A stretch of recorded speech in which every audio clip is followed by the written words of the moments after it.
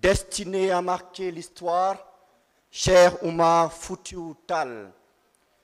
Issu de la prestigieuse lignée des Almami, il fut un maître soufi, un savant, un stratège et un bâtisseur de conscience. Formé à la rigueur de la Tidjania, il s'engage dans un djihad, non pour dominer, mais pour libérer les peuples de l'obscurantisme et de la colonisation rampante. Il traverse les fleuves et les déserts, éveillant les cœurs et fortifiant les âmes. Cheikh Omar Foutiyou Tall n'était pas seulement un guide religieux, il était un architecte d'unité, un chantre du savoir, un apôtre de la dignité africaine. Je préfère mourir libre que vivre soumis à l'injustice, disait-il.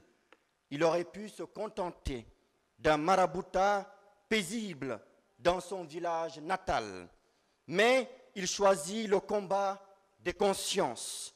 Lorsqu'il brandit l'étendard de la réforme, ce fut pour rappeler que l'islam est une force de justice, de savoir et de dignité.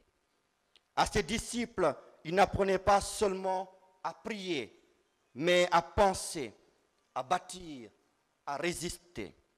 Aujourd'hui, en célébrant sa mémoire, nous ravivons la flamme de la responsabilité historique.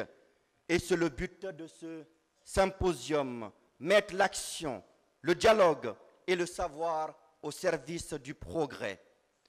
Un siècle plus tard, l'association Rendo, qui signifie rassemblement, voit le jour à travers le regard d'un bâtisseur, d'un unificateur, d'un visionnaire. Et aujourd'hui, cette association porte un projet structurant, profondément symbolique et d'une portée historique, le projet Alwar. Alwar, ce nom chargé de mémoire et d'espérance, résonne comme le lieu du renouveau, de la transmission et de la réunification. À lui seul, il constitue une réponse forte et structurante aux enjeux de transmission, de mémoire et d'autonomisation spirituelle de notre religion. Mais attention, ce projet ne vise pas seulement à restaurer un patrimoine, il vise à réanimer un esprit, une école de pensée, une lumière. Ce projet n'est pas seulement une restauration matérielle, c'est une résurrection symbolique, celle de la pensée, de la foi incarnée, de la cohésion communautaire, un lieu source, un berceau du savoir et de la spiritualité active. C'est cette vision que Rendo souhaite offrir au monde musulman et aux générations futures. Mesdames et messieurs, chères autorités religieuses, coutumières et étatiques, distingués invités de marque, aimables publics, assalamu alaikum wa rahmatullahi wa barakatuh. À travers mes mots, recevez les salutations et les bénédictions du khalife général de la famille omarienne, Thierno Bachir Tall, que Dieu le préserve et l'élève dans sa lumière. De Thierno Nourou Tall, guide moral, fondateur de l'association Rendo, héritier spirituel du Cheikh, bâtisseur de passerelles entre passé, présent et futur, qui incarne à la fois la mémoire vivante du Cheikh, mais aussi la vision moderne d'un Rendo tourné vers le monde. Son engagement, son humilité et sa persévérance sont des modèles, ainsi que de tous les membres de Rendo qui sont venus nombreux de part et d'autre de l'Afrique, mais également du reste du monde pour assister à cet événement. C'est avec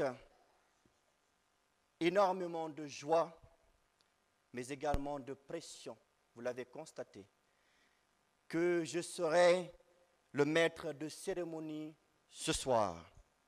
Le temps court derrière nous, mais il ne nous fera pas vaciller. Au contraire, nous allons l'honorer et le respecter. Commençons de la plus belle des manières, comme de coutume, par une prière pour lancer ce symposium, une prière qui sera faite par l'une de nos autorités religieuses, qui nous sera faite par Cheikh Oumar.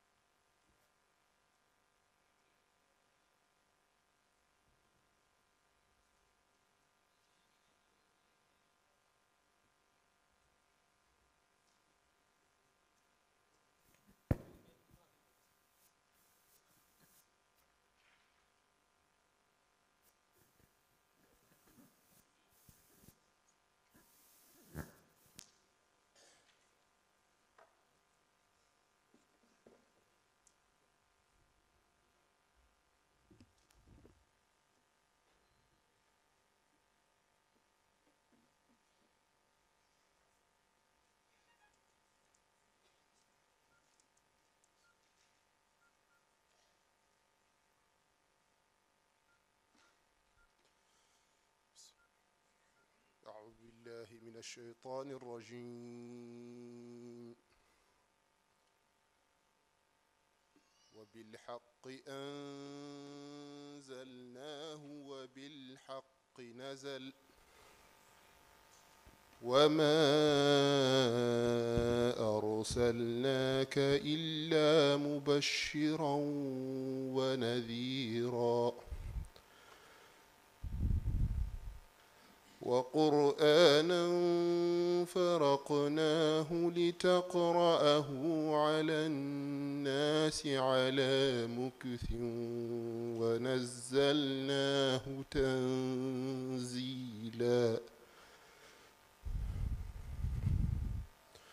قل آمنوا به أو لا تؤمنوا إن الذين أوتوا العلم من قبله إذا يتلى عليهم يخرون للأذقان سجدا ويقولون سبحان ربنا إن كان وعد ربنا لمفعولا لا تخافت بها وابتغ بين ذلك سبيلا وقل الحمد لله الذي لم يتخذ ولدا ولم يكن له شريك في الملك ولم يكن له ولي من الذل وكبره تكبيرا صدق الله العظيم.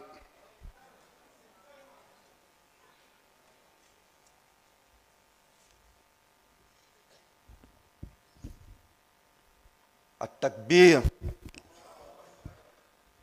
Permettez-moi à présent, avec l'autorisation du président et du fondateur, de décliner l'agenda de cette cérémonie. Dans un instant, nous allons avoir un mot d'ouverture, de bienvenue de la part du président de Rendo, M. Oumar Bari. S'en suivra une allocution de la marraine de Rendo, Mme Oumoussi. Puis, nous aurons une allocution de son Excellence le ministre de la Culture ou de son représentant. Nous aurons ensuite une projection vidéo sur Rendo et sur ses projets qui sont animés par l'équipe de communication. Nous aurons également le secrétaire général, M. Bokar Diallo, qui viendra présenter l'association. S'en suivra une leçon inaugurale de la part d'une sommité, le professeur Mbaye Thiam, historien, islamologue et penseur contemporain.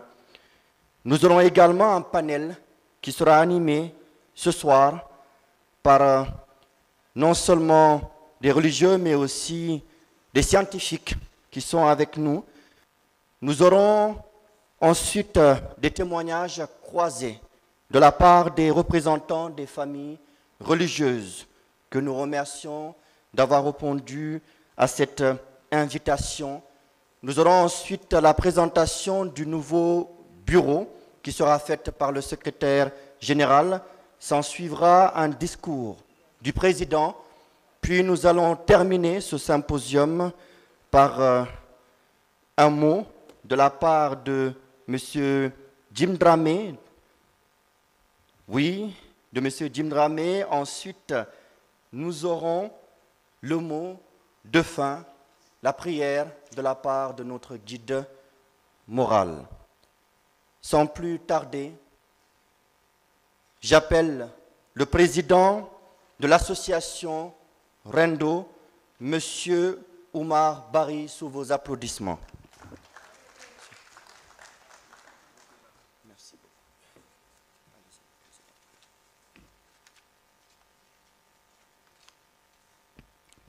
Bismillahirrahmanirrahim. Assalamu alaikum wa rahmatullah wa barakatuh. Excellences, chefs religieux, honorables invités, chers membres et sympathisants de Rendo, Mesdames, Messieurs, c'est avec une émotion profonde et une immense gratitude envers le Très-Haut que je prends la parole en ce jour béni devant cette assemblée lumineuse réunie ici à Dakar à l'occasion de notre symposium national couplé à l'Assemblée générale extraordinaire de notre organisation.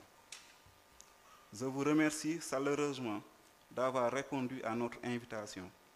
Votre présence, au-delà de l'honneur qu'elle nous fait, est un signe fort, celui de l'intérêt grandissant pour la mémoire vivante de Cheikh El Hadj Omar Foutiyou, radiallahu ta'ala anhu, et pour la mission que nous portons ensemble à travers Rendo. Rendo n'est pas qu'une association, c'est un engagement spirituel, moral et citoyen. C'est la volonté collective de transmettre une lumière, celle du Cheikh hérité de Halwar, diffusée à travers les âges, les territoires et les cœurs.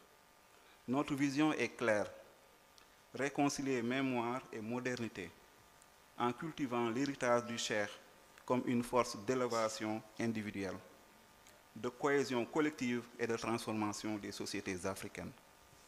L'actualité de sa pensée nous interpelle aujourd'hui plus que jamais. Dans un monde en quête de repères, Cheikh Oumar Al-Foutiyou Tall demeure un modèle de spiritualité active, de savoir engagé, de dignité, africanisme éclairé. Depuis 1999, Rendo a grandi en silence, mais avec constance. Aujourd'hui, nous comptons plus de 25 000 membres actifs dans une quinzaine de pays. Nous avons tenu des conférences à Paris, Londres, Washington, Abidjan, Bergame, Libreville, Munich et bientôt au siège de l'UNESCO de Paris en 2026. Nous avons renforcé nos outils, un compte ONG à Banque islamique, des moyens de collecte digitaux, une gouvernance structurée et transparente. Nous avons également lancé des projets majeurs à Halwar, un daara moderne de 500 apprenants, une résidence d'accueil digne et bientôt une foire économique sous-régionale qui positionnera Halwar comme un pôle spirituel, culturel et économique de référence en Afrique de l'Ouest. Ce symposium autour du thème « Actualité de la pensée et de l'œuvre de El Hadj Omar Foutiyou Tall entre spiritualité, culture, panafricanisme et universalité » est une étape stratégique. Il marque le début d'un cycle nouveau, plus ouvert, plus ambitieux, plus structuré. Nous appelons à une synergie renforcée avec l'État et les collectivités, avec les familles religieuses et les foyers spirituels, avec les universitaires, les chercheurs, les jeunes et les femmes, avec la diaspora, les partenaires techniques, les mécènes, les médias. Je remercie de tout cœur notre guide moral, Thierno Nourou Cheikh Oumar Muntaga Dakhatal, pour sa vision, son humilité et sa constance. Je remercie les membres du comité scientifique, les équipes de terrain, les contributeurs et les alliés discrets, mais indispensables, qui œuvrent pour que Rendo reste une mémoire en mouvement et une force en action. Puisse Allah subhanahu wa ta'ala nous accorder la sincérité dans nos intentions, la clarté dans notre cap et la fraternité dans nos efforts. Puisse l'esprit du Cheikh continuer d'inspirer nos luttes, nos rêves et nos accomplissements. Vive Rendo, vive la mémoire éclairée de Cheikh El Hadj Omar Foutiyou Tall. Wassalamu alaikum wa rahmatullahi ta'ala wa barakatuh.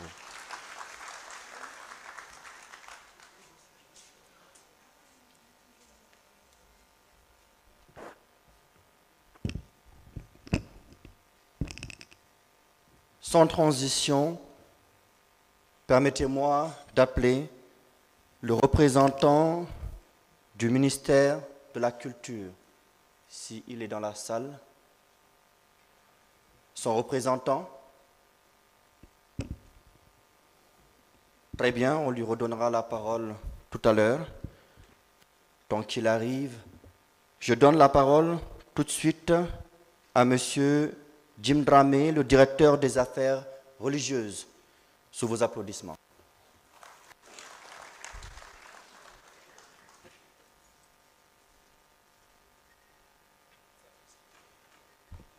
Bismillahirrahmanirrahim. Alhamdulillah wa salatu wa salam ala nabiyyina Muhammadin wa ala alihi wa sahabati ajmain. Al-ikhwa al-kiram, al-a'izza, لست أدري كيف أبدو هذه الكلمة إليكم في هذه الأمسية المباركة وفي هذه البقعة. Je ne peux que remercier Rendo qui organise cet événement combien important. Je le dis souvent, au Sénégal, ce qui nous manque, ce ne sont pas des références, ce ne sont pas des modèles. Nous avons des modèles, nous avons des références. Quand je prends ma casquette de chercheur à l'IFAN, je peux le confirmer. Tous les recherches scientifiques le confirment. Et organiser donc un panel, un colloque sur notre grand-père, Cheikh Omar Foutiyou Tall, je pense que ça, c'est une excellente idée, une excellente initiative. Moi, personnellement, j'ai été à Alwar. Et quand on comprend la distance entre Alwar et Kabakoto, là où, dans le département de Nioro, là où, selon mes sources, Cheikh Omar Foutiyou Tall a donné le de Tidjane à notre grand-père Maba Diakhouba vers les années 1850. Quelqu'un qui connaît la distance entre Alwar et Kabakoto, là, il peut mesurer donc les efforts que Cheikh Omar a fait pour vulgariser l'islam et également vulgariser la tariqa Tidjane. Et là, je crois qu'il nous faut des séminaires, des colloques, des rencontres scientifiques sur cet homme-là. Et quand on parle de l'islam au Sénégal,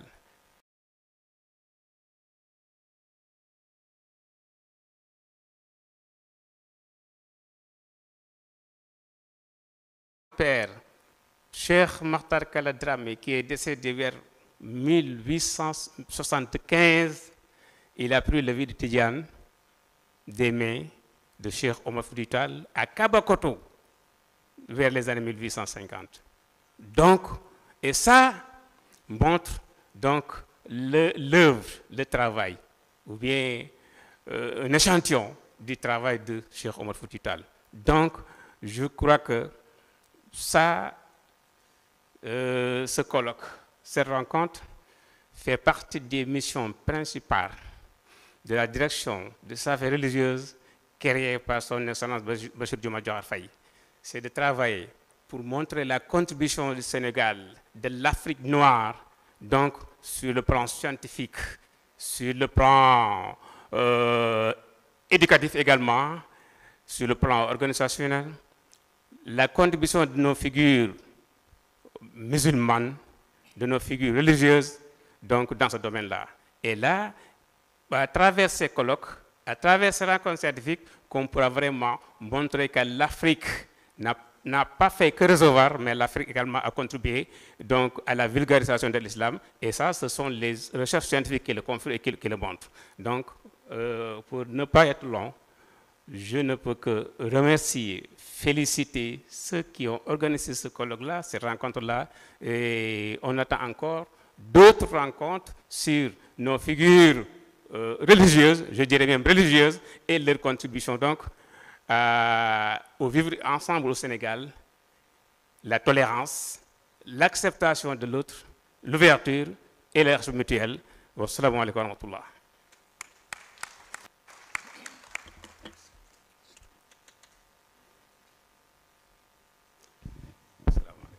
Le savoir n'est utile que lorsqu'il est mis au service des autres. Merci beaucoup pour cette brillante intervention. Je m'en vais sans transition appeler la marraine de ce symposium, la marraine de Rendo, Madame Oumou Sy.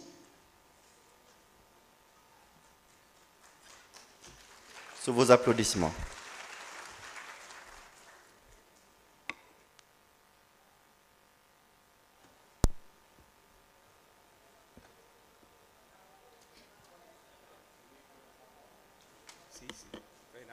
Ça c'est bon. Celui-là il est bon.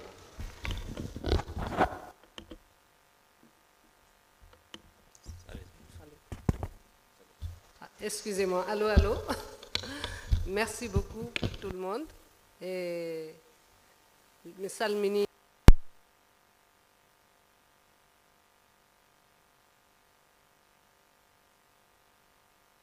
à comprendre, je vais parler en français parce que beaucoup ne comprennent pas le pulaar. Et bon, tout le monde.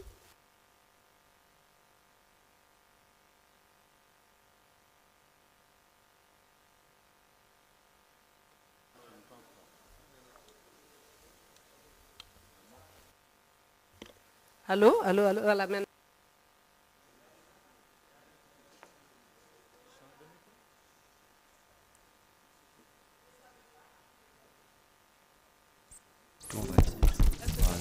Essayons celui-là.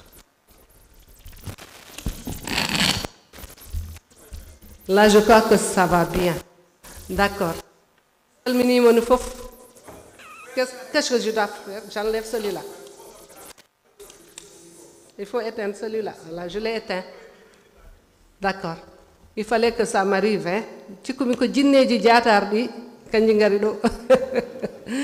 Moi, je suis Oumou Sy, je suis styliste costumière de cinéma et de théâtre. Mon père est...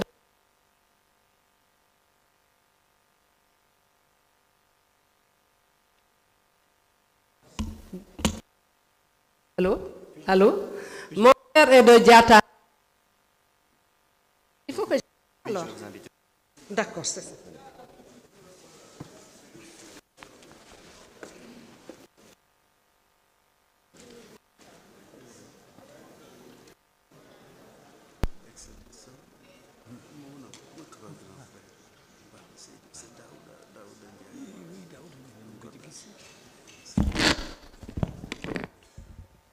Salam alaikum. Gongol. Misalmini mon fof inde mum e yettode mum. Je salue tout le monde, je dis bonsoir à tout le monde et je remercie tout ce beau public qui est là, le beau monde, religieux et culturel et tout. Et je salue notre guide qui est Thierno Nourou Tall, qui a fait de moi la marraine des Rendo. Et je ne finirai pas de le remercier parce qu'il a quand même honoré beaucoup de familles, que ce soit la famille Halpolar et que les familles chérifiennes et toutes les familles africaines et mondiales. Parce que moi, je suis internationale par la famille et ensuite par la naissance. Parce que ma maman est de la Casamance, elle est petite fille de Chérif Younous.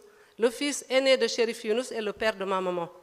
Et c'est ça qui est là. Les chérifs de Bourfout sont là, de Sibikuroto, de Bagnères et de la Gambie, de ces Chérif Keba Aïdara. Ils sont tous là. Et je salue tout le monde, je salue la famille de Wuromadiou et de Diatar et tout le Fouta Toro et toute la diaspora et le monde entier. Je suis vraiment contente et vraiment très honorée d'être la marraine parce que beaucoup de femmes qui sont là sont les marraines. On est toutes des marraines, nous les femmes. Parce que c'est le Rendo, ça réunit vraiment beaucoup de gens et ça valorise les femmes, ça les donne une assurance. Parce qu'on est assuré, parce qu'on est responsabilisé.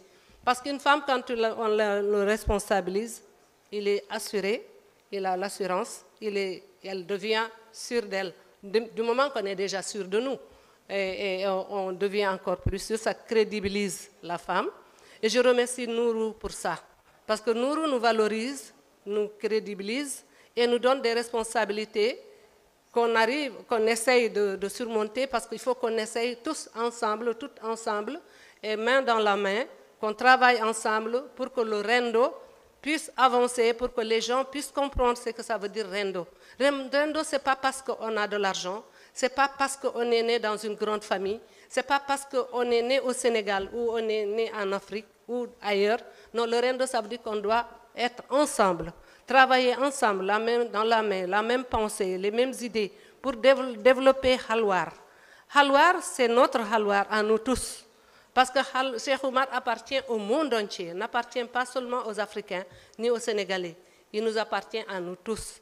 Alors je suis là avec vous et vous êtes là avec moi pour qu'on puisse avancer et faire une continuité de ce qui est déjà fait depuis le temps. Parce que quand même, je crois que ça fait 26 ans que ça existe. Moi, je suis là cette année. Et voilà, il faut qu'il y ait d'autres et d'autres gens qui vont aussi s'impliquer pour que Halwar puisse être de ce que nous, on veut que ça soit et que le monde veut que ça soit. Et je vous remercie. Merci.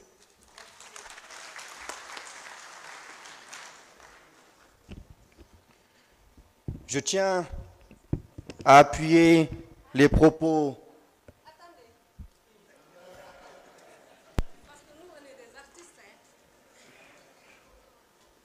Baisser un peu. Bien sûr, madame. C'est Baba Mal qui m'a amené à Halwar en premier. On est allé à Halwar, il m'a fait visiter tous les endroits. Baba Mal, c'est mon frère, c'est mon jumeau. On est né à Podor et on a grandi ensemble et on fait tout ensemble. Même si on ne se voit pas, chacun a la pensée sur l'autre. Chacun prie pour l'autre. Baba Mal, c'est Oumoussi, c'est Baba Mal. Et c'est lui qui m'a amené en Halwar en premier. Et quand on allait à Halwar, il n'y avait pas grand-chose. Mais maintenant, Halwar est devenu une grande cité. Merci Baba Mal.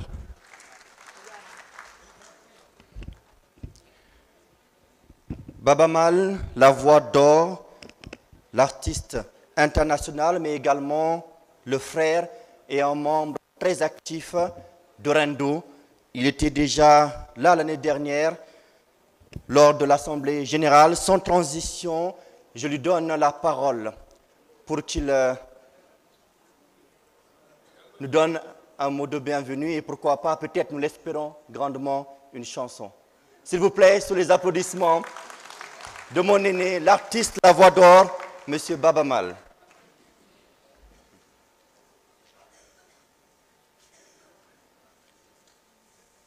Assalamu alaikum. Bandiraɓe koreji e sehilaɓe, assalamu aleykum Rendo oɗo mo gandanɗa hoore ma kanko woni caggal Allah e nelaɗo mum Muhammadou Rasulallah sallallahu alaihi wasallam. Nene e baba ko mbaɗi e am ko Allah foɗi kadi e Baba Mal oɗo baɗanaɗo ngoɗo rendo kanko woni goto e sababuji malla mi wiyani sababu ɓurɗo mawnude tagde mi wawde darade ɗo hande mbeɗa haalda e leñol ngol mbeɗa haalda e julɓe on woni Cheikh Oumarul Foutiyou Tall. So Allah waɗanima nema aɗa foti ɗo mbawɗa wonde fof mawnina nema o cuuta ɗum yaha dow mami haale français seeɗa pour heddiɓe kono noon saade ko Cheikh Oumar Foutiyou Tall wiya inde hono organisation o malla mouvement o malla pellital ngal wiya ko rendo mo Cheikh Oumarul Foutiyou Tall alay sago kaalen pular halwar o jeeya ko Fouta Toro o wiyani hoore makko Cheikh Oumar Tall o wi ko Cheikh Oumar al Foutiyou wamarankoɓe ciiɗima golle makko gandino fotiri ɗo Allah ɗo nelaɗo ɗo Cheikhna Ahmed Tidiane e kadi e dokke ɗe Allah rokkimo ɗi ɓe mbaɗinimo hono yimre Tara ɓe mbiyamo Cheikh Oumarul Foutiyou a Tara o rewi ɗo o tubni woni yimɓe o windi ɗo defte o ɓenni o fayi funnague omo yaha mo tubnoyo woɗɓe ɗon Tara ummi Tara woni a Tara woni o yeehi mo wano joɗade nokku goto kono noon so tawi Allah rokkima a faami en mission ma gaga a yeehi to poɗɗa yaade to ene to Makkatal Muharram gummoɗa toon a arti ɗo koriji ma e bande en ɓe a wawa joɗade nokku goto nde tawno ko dañɗa ko ganduɗa ko jiiɗa ko aɗa yiɗino ɗum fof en ɗum noon Allah jarama nelaɗo jarama Cheikhna Ahmed Tidiane Chérif jarama kono noon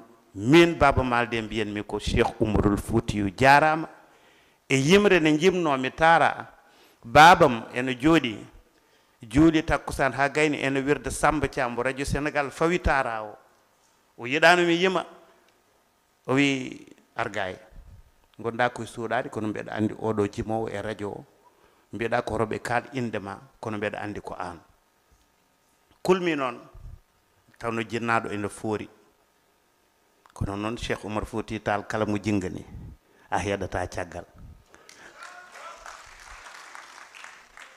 baba wi kam so tawi ko jime baaɗi ni jimata ko ɓe jimata ko yimɓe waaɓe no Cheikh Oumarul Foutiyou en jimata kala ko jimɗa yonta baaɗo no yonta am e yontoji garoji ɗi fof ene jiito koye mumen e ko kalata ko mi rokkima yamirore yim hankanti no welirma mbinema gondi ko suuɗi oko feeñi ko on tagui miɗo arde ɗo haalde hanki ponnomi ummade Podor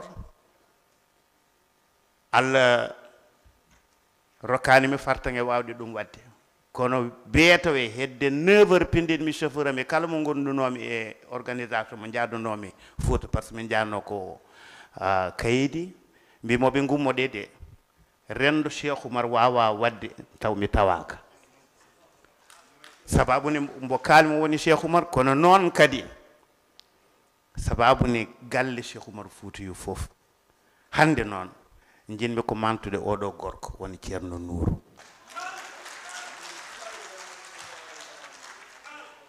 emin jema emin mbiya mbo suusa bone laamota ko min yimi ɗum hay konngol ngol min artiri ɗum emin nani ɗum e nder Tara kono ɗum ɗo wona bone mata ko konngol tan rewi toon yidde yettade ɗo poɗɗa yettade mawninamo poɗɗa mawninde o sa yiɗi ɗum wadde a suusat jaranma tampa jaranma jaaha jiyaɓe poɗɗa yiide ɓe Allah rokkuma kadi hakkille e ɓernde wawde joddodade yimɓe ɓe famminde ɓe ko gonɗa ko yeddo umum jarama Nourou Alhaji Nourou ni joni joni Oumar Wadda ena ñumuno kam e nder auto nde min jettoto ɗo en Nourou machallah kanko woni consensus mo galle Cheikh Oumarul Foutiyou Tall an so emin jiima Cheikh Oumar ko Allah mawnini ɗum Ceerno Basiru ko Allah mawnini ɗum dendagal jiyaɗo e famille Cheikh Oumarul Fouta ko Allah mawnini ɓe eɓe teddinimi ɗo noon ha Mali eɓe noddami kala sahaa eɓe nduwona kam kala sahaa kono an bange mo ƴettuɗa o eɗen cohli hono yimɓe waaɓe no Cheikh Oumar daraniɓe leñol daraniɓe l'islam daraniɓe Afrique ɓe daña waaɓe no maɗa par ce que ene waɗi ko heewi ko gonɗa ko ganduɗa ko kamɓe poti ɗum ƴellidde soɓe noddi yimɓe ɓe notoɓe ɓe gonda yimɓe ɓe liggono kadi Cheikh Oumar haalde ko ganduɗa ko ɗum Cheikh Oumar handi ɗum fuutankagal handi ɗum wawa yettade min noon Baba Mal mi arino ɗo comme édition ɓennuɗo édition ngaji gadiɗi ɗi kadi ɗo nodduɗa kam foof mi ara mi notoma saabu oɗo projet ko projet Baba Mal oɗo projet ko projet fuutankoɓe oɗo projet ko projet julɓe. Je ne vais pas terminer sans saluer nos hôtes qui sont là. Ceux qui ne comprennent pas Pulaar, mais comme on dit en Pulaar, yiɗande hoore mum wona añande bandum. On parle de Cheikh Oumar Foutiyou Tall, il est de Alwar, moi je suis de Podor, mais c'est lui qui a été l'occasion rêvée pour moi de pouvoir avoir la bénédiction et la permission venant de mon père pour être un chanteur. J'ai toujours chanté depuis mon enfance. Mais quand mon père a entendu cette voix sortir à la radio, un après-midi, et il m'a appelé, il m'a demandé, est-ce que c'est toi? J'ai dit, papa, j'ai pris mon courage à deux mains, j'ai dit, papa, c'est moi. Il le savait déjà. Il m'a dit, tant que ce sont des personnalités et des personnes comme Cheikh Oumar Foutiyou, des symboles, des références comme Cheikh Oumar Foutiyou que tu chanteras, ou bien que tu prendras comme exemple pour composer des chansons, je suis de tout cœur avec toi et je donne la permission pour chanter. Donc, c'était un devoir de quitter Podor le matin très tôt et d'être là avec vous. Et je serai toujours à côté de Thierno Nourou parce que, machallah, c'est quelqu'un qui sait vous parler, quelqu'un qui sait vous expliquer la démarche et tout ce que les gens sont en train d'entreprendre pour magnifier davantage, parce que c'est déjà magnifique, l'œuvre de Cheikh Oumar Foutiyou Tall. En tout cas, merci beaucoup. Je vous souhaite un bon symposium et on va se donner la main pour quand même concrétiser davantage tous les acquis que nous aurons eus par rapport à ce que Thierno Nourou a entrepris depuis quelque temps. Merci beaucoup. On diara.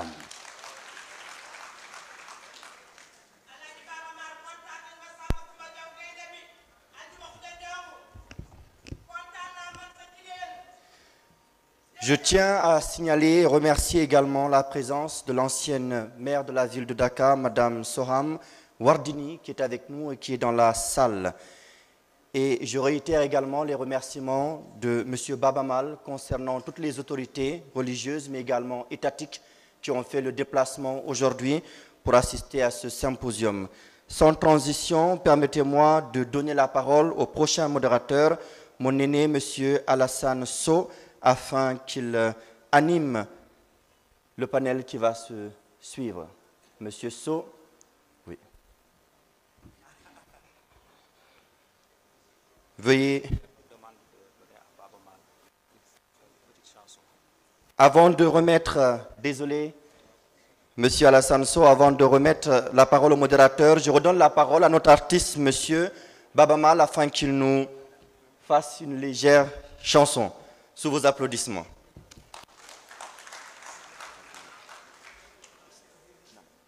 Thierno de kala ko wi yo yimɓe mbaɗ yo taw ko jam par ce que waɗete koddaɗo mayse elimanisre toroɗo samba ngari jamma koddaɗo mayse elimanisre samba dembali maktar seydou boubou ñang koɗo suba ko joom wuro nangue hoore salamale mantal gueɗe Mario Moayre Mario mo dinguiray Mario njarama bajalla Umar yo mo waytela Umar yo mo satandin Umar yo mo mani mani o haba may farban o haba may farman o haba may kulum o haba may kunye kari nate hayre dege mbere Umar yehi nawrani gacce ngel mo dañi kala yowat ngel mo dañi kala yowat ɓooyi kala yuwan noon ha heɗo laamu Allah wujomam bajo galoɗo ko mo haɓata sa yetti o ɓeydanma min baba baydi baba mi wi alhamdulillahi rabbil alamina ɓen dutiɓe mbi madina ɓen dutiɓe mbi madina hey ñande wolde madina fere colonial bonnama ñande wolde madina fere polol firtama mi jara Mamadou Hamad Kurowan hade wada Alpha Umar Ceerno Bayla ardo Aliyu Njarabi bota tawako ardo Aliyu Njarabi bamum Aysara Aliyu yuman maam gori bamum modi maham Abdul Mam kamme Umar baba maham Umar yo mayre Umar yo mo degembere Umar yo mo dingiray Umar yo mo bajalla min ko mi wondi Cheikh Umarul Fuutiyu Taal mayinde man nani yaada jamanoji majjata ha bada an jarama. A signaler que le ministre de la Santé n'est pas là, mais il a envoyé une forte délégation. Nous avons son chef de cabinet qui est là, ainsi que le directeur des ressources humaines, que nous saluons fortement et que nous remercions pour leur présence. La parole est à vous, Monsieur Sow. Assalamu alaikum wa rahmatullah. Bonjour tout le monde, tous les participants. Ceux qui sont à côté de moi sur la table sont en train de participer à cet important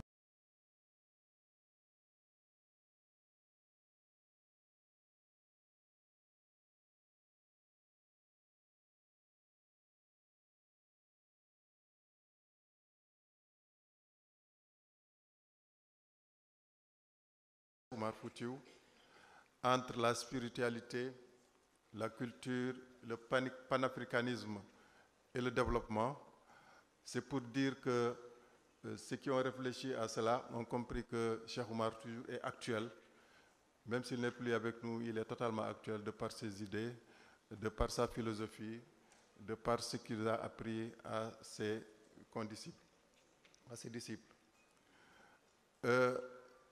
Cela veut dire qu'aujourd'hui, nous allons nous inspirer de tout cela pour pouvoir construire de nouveaux chemins, n'est-ce pas, qui vont s'inspirer de ce qu'il a fait pour le Sénégal, pour l'Afrique et pour le monde. Pour démarrer la leçon inaugurale, avant de démarrer, je voudrais peut-être parler un tout petit peu en pulaar et en wolof, parce qu'il y a des participants qui sont sur les deux autres langues. Je commence par le pulaar que je maîtrise le moins, pour ne pas dire le plus. Bandiraɓe on calminama, on juurama, on jettama e garangal mon ɗo henne e ndeɗo jonde. Caggal salminde wonɓe ɗo henne e tabal ɓe, en calmini hucciɓe meɗen ɓe. E yafnade ɓe ganduɗa tampere ndeɓe kawri ha arde ha ɗo henne.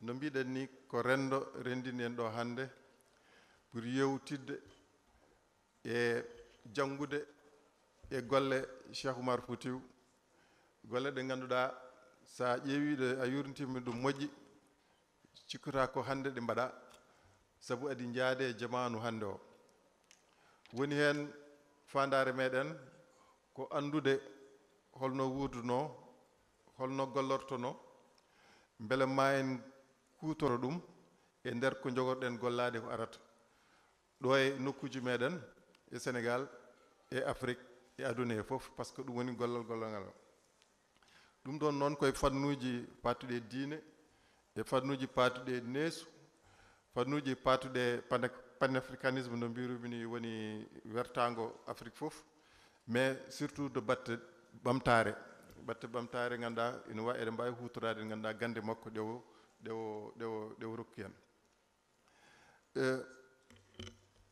yewtude ɗum ɗo ɗon hande ina waɗi jaɓɓal ngal organisateur ɗi juɓɓini ko adi fof ma en keɗo professeur Mbaye Thiam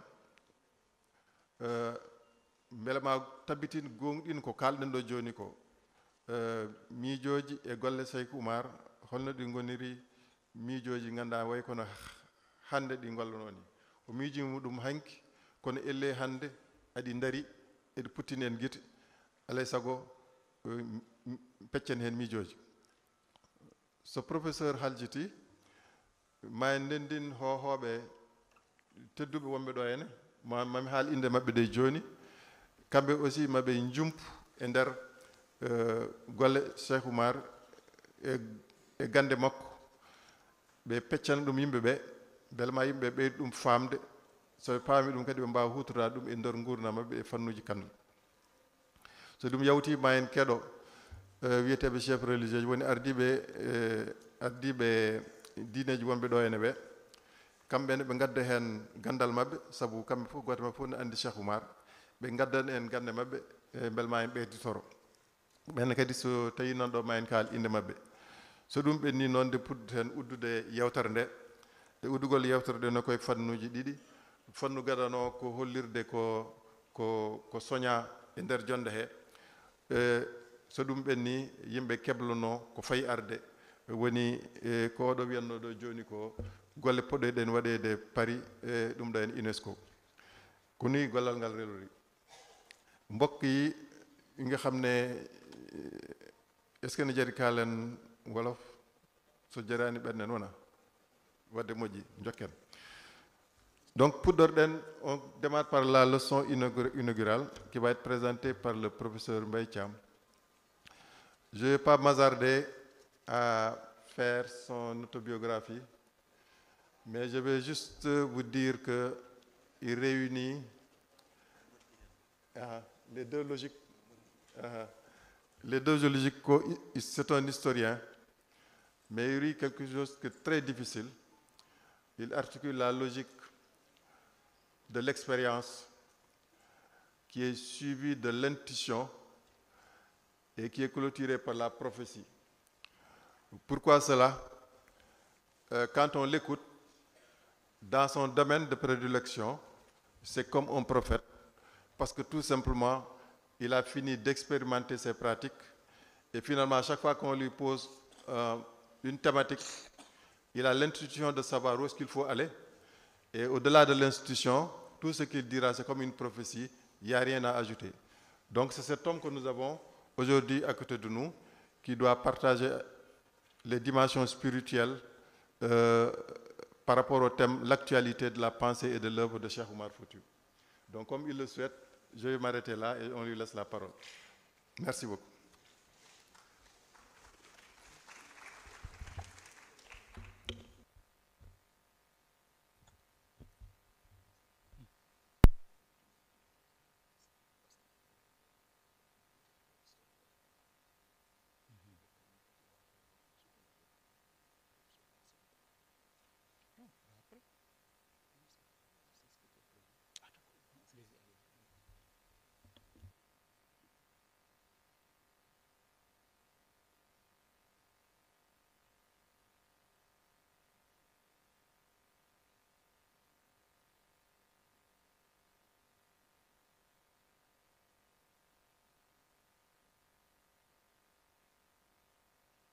Donc le protocole me corrige un tout petit peu.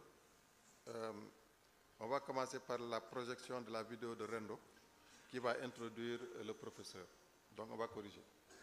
Donc hade men nadde yewtere professeur ɓe kolli eɗen poti heɗa ƴewde vidéo goto patude e gurdam rendo bel ma udditan en yewtere nde.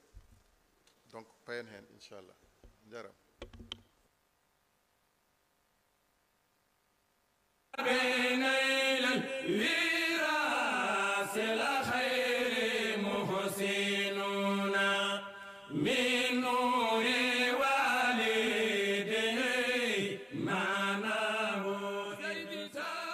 Rendo est une association d'entraide islamique, culturelle et de développement. Elle est créée le 19 août 1998 au lendemain du bicentenaire de El Hadj Omar Al Foutiyou Tall, grande figure emblématique de l'islam au Sénégal, en Afrique et dans le reste du monde arabo-musulman. Alwar, la ville natale de Cheikh Omar Al Foutiyou Tall, est considérée comme une cité lumière. Elle abrite 9 lieux de culte dont le sanctuaire Temple de la Lumière à Nour d'une superficie de 500 m². Dans le cadre des projets de Rendo, une imposante mosquée pouvant accueillir jusqu'à 46 000 fidèles sera édifiée à Alwar. Elle sera accompagnée d'un centre de conférence moderne de 2500 m² capable de recevoir plus de 2500 participants. Parmi les projets phares figure une grande bibliothèque avec 40 000 ouvrages provenant du monde entier, à l'instar des universités de Al-Azhar au Caire et de Beth Al-Ilm. D'ailleurs, une université d'une capacité de 1500 étudiants, une école coranique moderne et un centre de formation professionnelle seront construits pour préparer l'insertion des étudiants dans la vie active. Pour héberger les visiteurs, un palais résidentiel sera construit afin d'accueillir les délégations officielles, les pèlerins ainsi que les membres de Rendo venus des 4 coins du monde. Un hôpital ultramoderne, conforme aux normes internationales, viendra compléter cet ensemble. Il comprendra 2 blocs opératoires équipés de technologies de pointe et 50 logements pour le personnel médical et les patients. Tous ces projets visent à ériger Alwar au rang de ville sainte de référence à l'échelle mondiale pour magnifier et rendre hommage à l'œuvre et à l'héritage du saint homme de Alwar, Cheikh Omar Al Foutiyou Tall.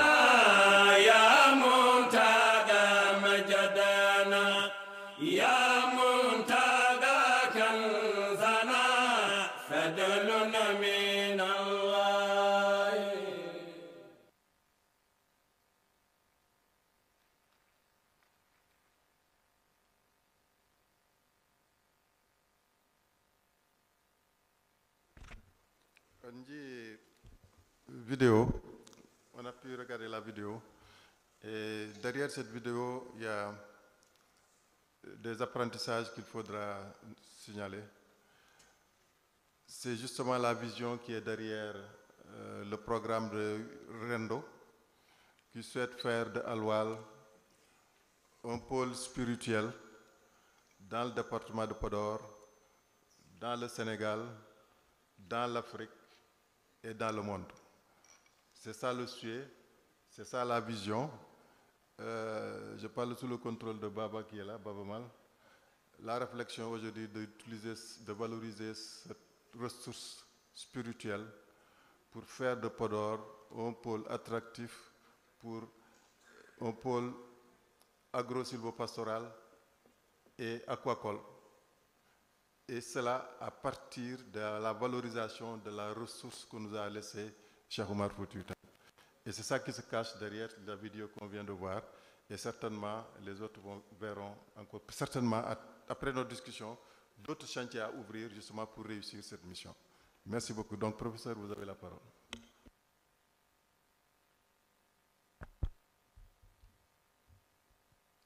Merci beaucoup, cher ami. أعوذ بالله السميع العليم من الشيطان الرجيم. بسم الله الرحمن الرحيم. والصلاة والسلام على أشرف المرسلين سيدنا ومولانا محمد صلى الله عليه وسلم وآله وأصحابه أجمعين. الحمد لله رب العالمين.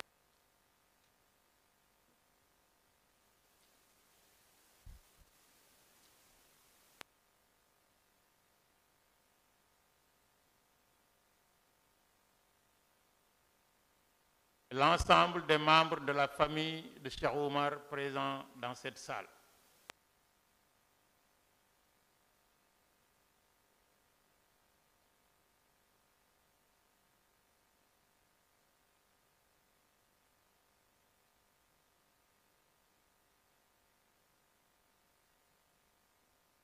Du fond du cœur, mon frère, mon collègue,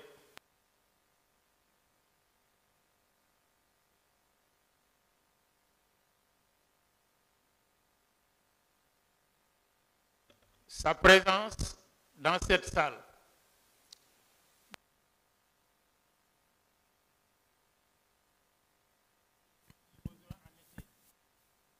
de son engagement indéfectible autour de ce qui a fait son destin depuis qu'il est né.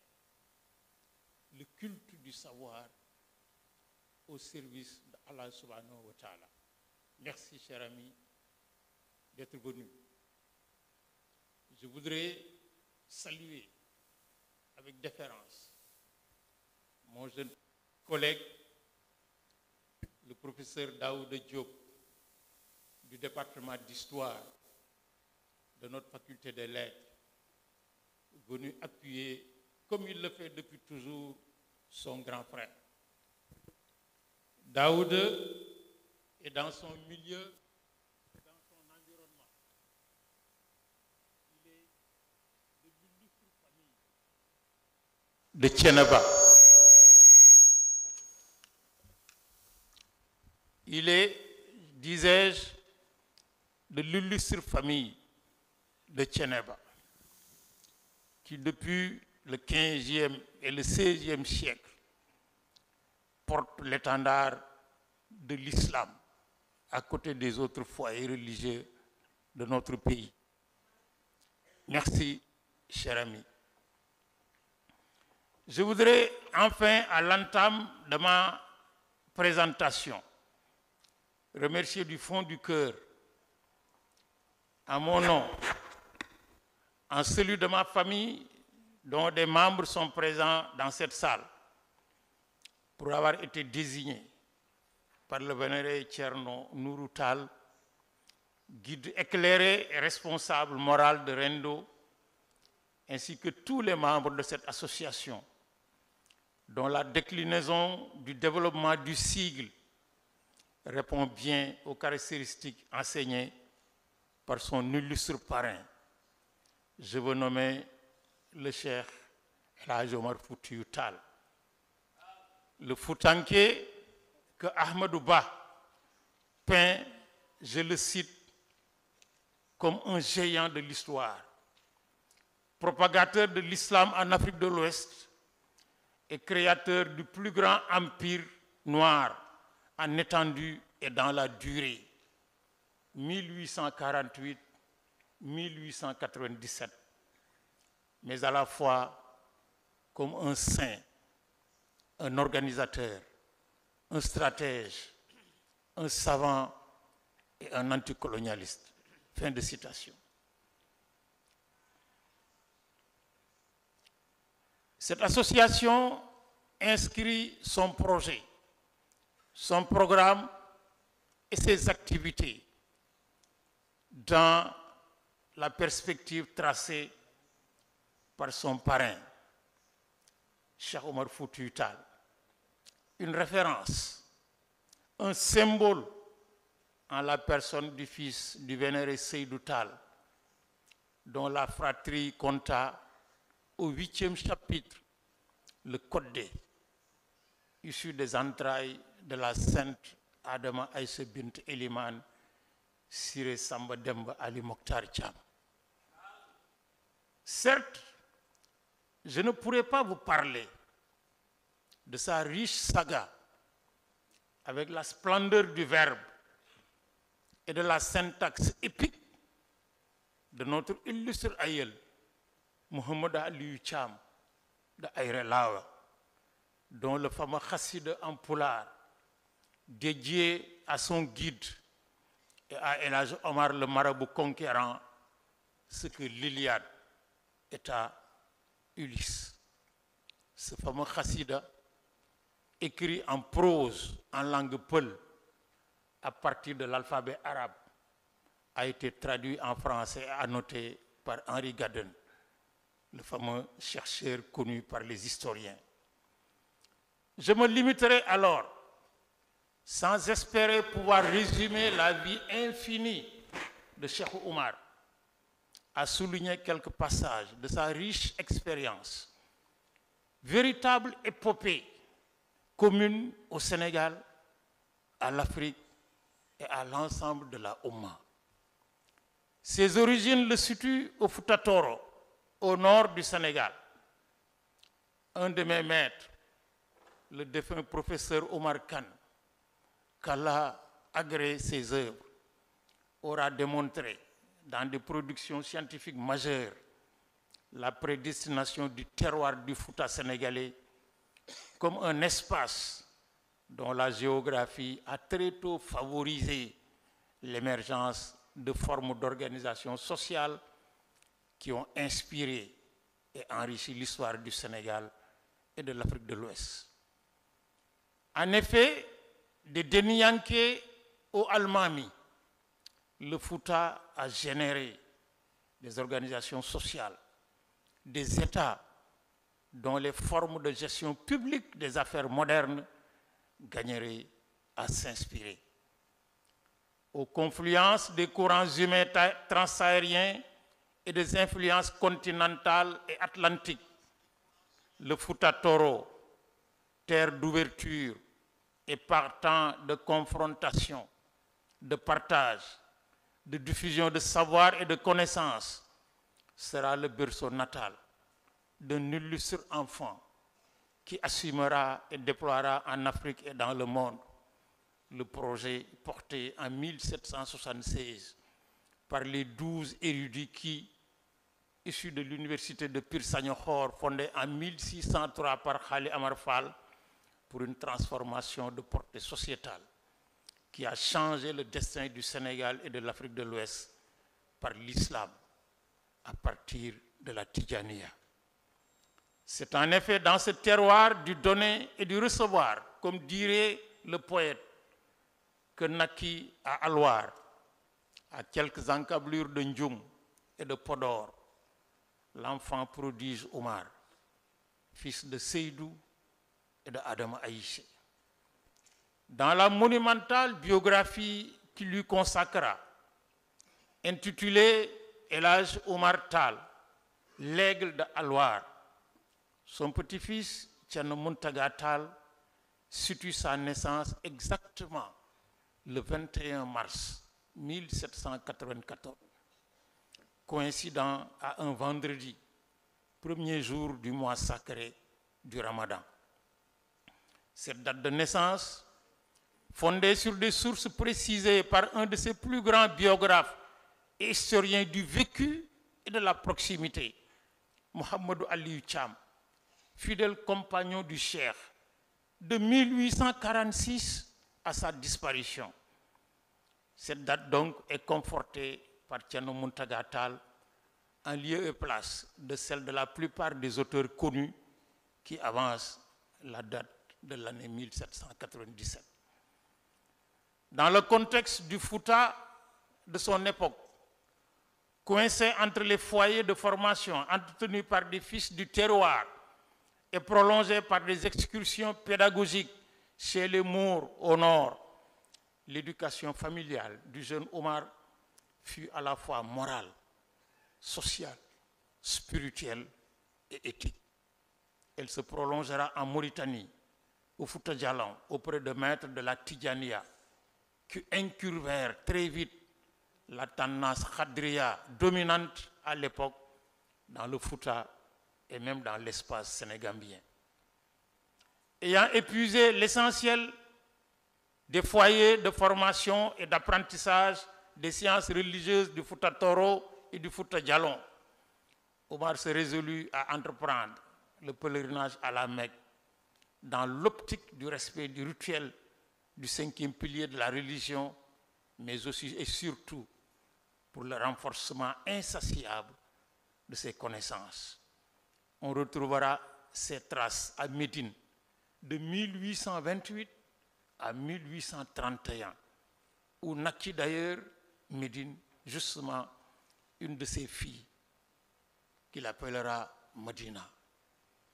C'est au cours de ce séjour à Médine qu'il rencontra le cheikh Mohamed Ghali, un des lieutenants du Khutbul Maktoum, Cheikh Ahmed Tijani, radiyallahu ta'ala anhu, qui lui transmettra de la part du guide le titre élevé de Muqaddam dans la confrérie et surtout la mission de propagateur attitré de la Tijania en Afrique subsaharienne. Dans Omar Tal, dit El Hadj Omar, 1796-1864, fondateur de l'Empire toucouleur, Bernard Lougan évoque 20 années de pérégrination entre l'Arabie et l'Afrique du Nord. À son retour au Sénégal, il s'installe à Dinguiraye, d'où il donnera à partir de 1852, d'aucuns disent 1854, le point de départ de son projet de transformation sociétale de l'Afrique de l'Ouest par la rénovation des consciences spirituelles et religieuses. La djihad omarienne s'inscrit en effet résolument dans une perspective d'implantation d'un islam inspiré de la pureté du message du révélateur, le prophète Mohammed sallallahu alayhi wa sallam, sous l'égide des enseignements du pôle des pôles, le cheikh Aboul Abbas, Cheikh Ahmed Tijani. El Hadj Omar avait un projet qui reposait sur la puissance. C'est pourquoi la préparation du programme déclinera de manière absolue les qualités de stratège. Autour du cercle restreint de Foutankobe, qui l'entoura de Dinguiraye à Bandiagara en 1864, il sut élargir la base de son compagnonnage en intégrant dans son armée toutes les communautés de l'Afrique de l'Ouest. David Robinson, dans son ouvrage intitulé La guerre sainte de El Hadj Omar, décrit amplement les qualités d'organisation et de commandement militaire de Cheikh Omar. Quant à l'ouvrage collectif que l'UNESCO a consacré à l'Afrique au XIXe siècle jusque vers les années 1880, il décrit avec précision la composition des armées de Cheikh Omar. Les auteurs notent en effet, je cite, c'est dans le pays Aoussa que Cheikh Omar avait recruté les premiers éléments de cette armée, qu'il n'a cessé de grossir de Sokoto jusqu'à Dinguiraye. Multiracial, l'armée comprenait des contingents du Fouta Toro, du Haoussa, du Fouta Jalon, du Khasso, du Karta, de Ségou. Les premiers étaient les plus importants. De Djekungo jusqu'au départ de Nioro en 1859, le Fouta n'a cessé d'alimenter l'armée du djihad. Par ailleurs, à l'instar de la stratégie déployée par Alexandre le Grand en Inde, avec les fameuses noces de Suse, au cours desquelles Alexandre avait marié en une seule soirée 1000 de ses généraux à des filles du pays, le cheikh avait entrepris de nouer de multiples alliances matrimoniales du Nigeria au Soudan, alliances qui lui apporteront de consistants soutiens stratégiques sur le terrain.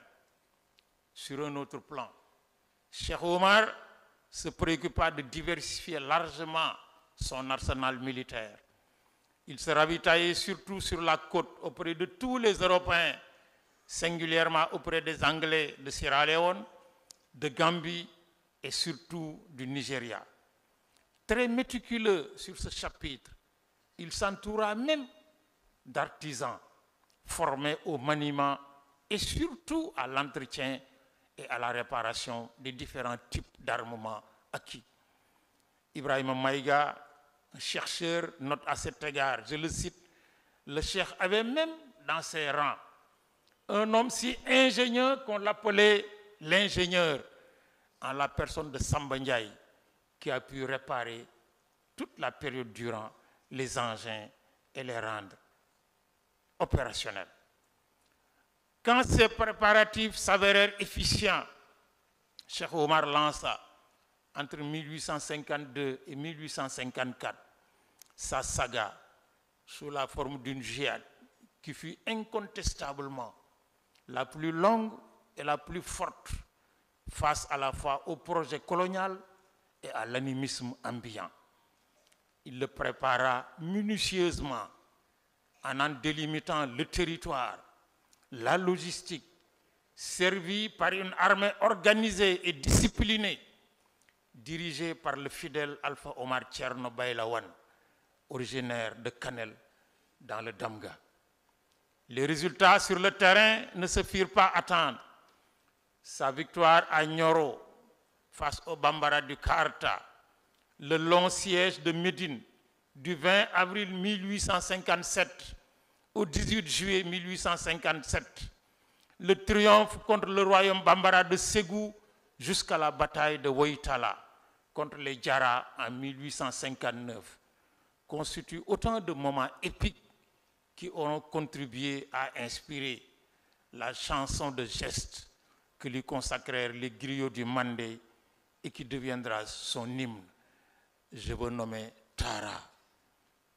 Ces résultats ont été fondés à partir d'une réflexion, d'une pensée intellectuelle extrêmement profonde. Cheikh Omar est en effet avant tout un penseur, un intellectuel, un transformateur de société. Ses préoccupations d'organisation militaire et politique n'ont jamais en effet empêché Cheikh Omar de penser à son action religieuse sous le prisme d'une production intellectuelle englobant tous les aspects des connaissances sociales pour théoriser le plus largement possible son projet. Fidèle en cela à l'école de la Tidjaniya, confrérie par essence de curiosité et de quête intellectuelle, de réflexion, de production et de diffusion de connaissances pour comprendre le message du Créateur afin de mieux servir. Cheikh Omar fut un des auteurs les plus prolixes de son époque. Gérard Chenet parle à son égard d'une réflexion qui, je le cite, allait devenir une africanité, une négritude même avant la lettre. Fin de citation.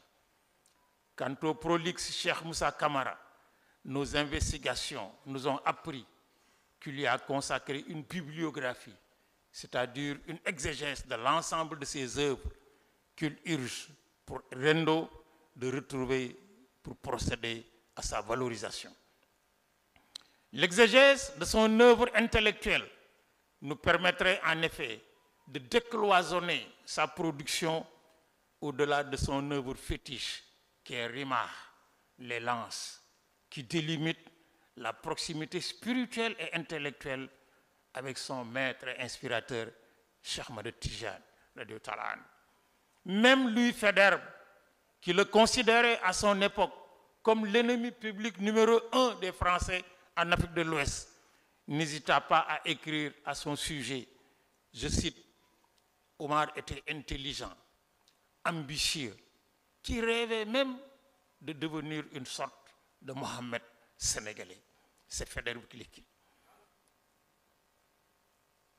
Cheikh Omar fut un chantre donc de la négritude, de l'africanité, du panafricanisme.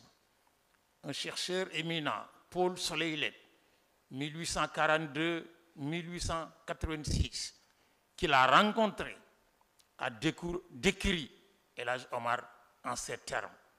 Et je le cite, ses yeux étaient expressifs, ses traits réguliers, sans moustache, sa barbe était noire, soyeuse, partagée au menton. Il ne parut jamais avoir plus de 30 ans.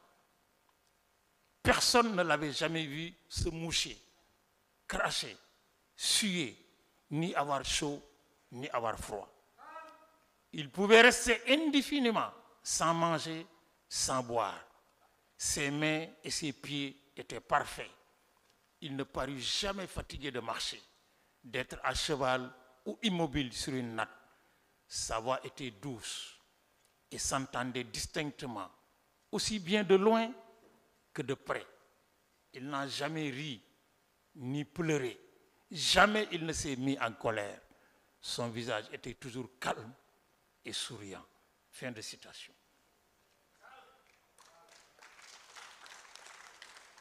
Son attachement à ses origines participait d'un culte de la fierté qui frisait l'obsession. Au cours de son séjour en Arabie, il répondit à la condescendance d'un débatteur qui remettait en cause ses profondes et pertinentes connaissances à partir de la couleur de sa peau noire. À cet entêté, le sage de Halwar répondit, je le cite, c'est Cheikh Omar qui parle. L'enveloppe n'a jamais amoindri la valeur du trésor qui s'y retrouve enfermé. Donc, ô poète inconséquent, ne tourne plus autour de la Kaaba, maison sacrée d'Allah, car elle est enveloppée de noir. Ô poète inattentif, ne lis donc plus le Coran, car ces versets sont écrits en noir. Ne réponds donc plus à l'appel de la prière, car le premier ton fut donné, et sur l'ordre de Mohammed sallallahu alayhi wa sallam, notre modèle, par l'habit saint Bilal, donc un noir.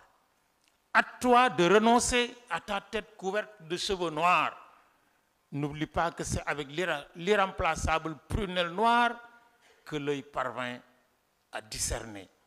Et il termina, Cheikh Omar, chez moi, dans le Tekourour, tout noir que nous soyons, l'art de la grossièreté n'est cultivé que par les esclaves et les bouffons. Fin de citation.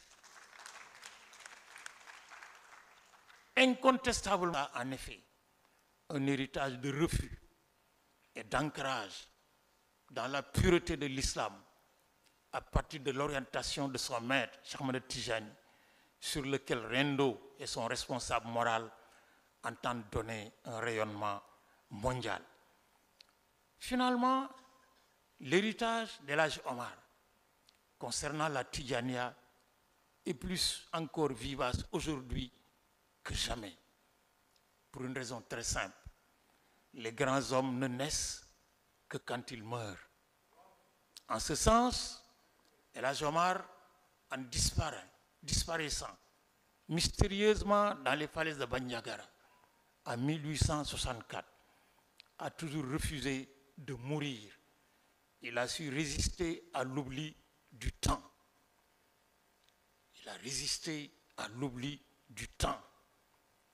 Dans son fameux chassida que j'ai cité au départ, Mohamed Aliou Thiam affirme, je le cite, au jour de la résurrection, le bélier, Cheikh Ahmed Tijani, conduira El Hadj Omar et ses disciples devant le prophète Mohammed sallallahu alayhi wa sallam, qui les introduira au 7e siècle où les attendent les délices. J'espère du fond du cœur, et je le crois d'ailleurs fermement, que tous les disciples de Rendo, tous les disciples de Cheikh Omar, tous les disciples de la Tijania, mais singulièrement ceux qui ont accepté librement, honnêtement, de marcher derrière Thierno Nourou, Cheikh Omar Muntaga Tall, j'espère du fond du cœur, sinon je crois fermement que nous serons de ce groupe que Cheikh Omar conduira auprès de Cheikh Ahmed Tijani, qui les conduira auprès de son grand-père le prophète pour aller vivre les bénéfices de Firdaus. Allahumma salli ala sayyidina Muhammad.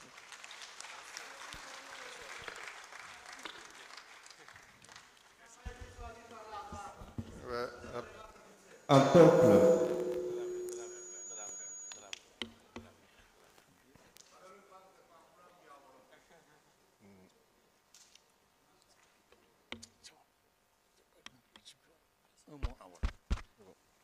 mbokk yi, avant de donner la parole à mon parent Sow, Alassane, feu mon père disait, et il me répétait souvent plusieurs fois, booy génn di doxi soxla di wuti sutura na nga fexe ba ku sant Sow, ku sant Saar, ku sant lii walla ku sant Taal, ku sant Ba taseeg yow booy génn ci bunt bi, ndaxte ñoom nag bariwuñ solo waane suñu chance lañu, bariwuñu solo disait-il waane suñu chance lañu. dama bëgg devant ma famille présente wax Thierno Nourou que man awma fayam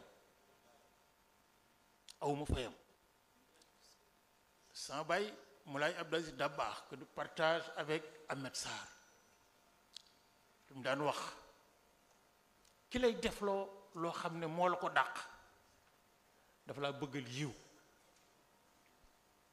ki lay defloo loo xam ne moom mi la koy defloo moo la ko dàq daf laa yéene yiw. Thierno Nourou mënoon nañoo woo ñu toog mu jël micro bi moom kon wax ak ñun bu paree ñaanal ñu ñëpp dem satisfait waane bëgg yiw, bëgg tasaare li taxoon maamam jóge Halwaar dem ba Sokoto, jóge foofa dem ba Cameroun, jóge foofa wër Afrique pour wasaare le message du prophète Mohammed sallallahu alayhi wa sallam. moo tax mu dajale ñu daf doon làmb nag ba daj un humble citoyen très modeste qui s'appelle Mbaye Thiam, yéene ko yiw tax mu boole ko ci lii. yàlla may fay yàlla na ko fay. amiin yaa rabbal aalamiin. li mu bëgg ci li fi maamam bay di ci bay waaram yàlla na waar wi àgg.